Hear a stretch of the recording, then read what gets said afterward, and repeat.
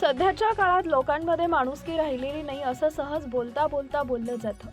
परंतु आजच्या जमान्यातही काही लोकांमध्ये हा प्रामाणिकपणा टिकून आहे.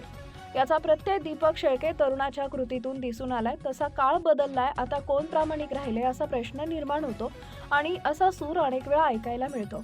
परंतु आजच्या जमान्यातही प्रामाणिकपणा, माणुसकी टिकून आहे याची प्रचिती देणारं उदाहरण गेवराई मंठा येथील तरुणाच्या कृत्यातून समोर आलं आहे.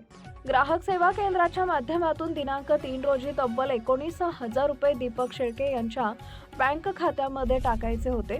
सर्व्हर डाऊन असल्यानं रक्कम गेल्याचं कळालं नाही.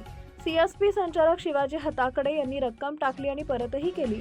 म्हणजे 19,000 टाकले आणि 19,000 परत दिले. हा प्रकार दीपक शेळके यांच्या लक्षात दुपारी 4च्या सुमारास आला.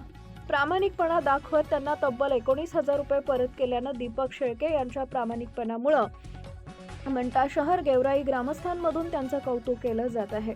सीएसपी संचालक शिवाजी हातकडके यांना रक्कम परत करताना दीपक शेळके, कृष्णा शेजूळ, कृष्णा मलेरिया, किसन कराळे यांची उपस्थिती होती.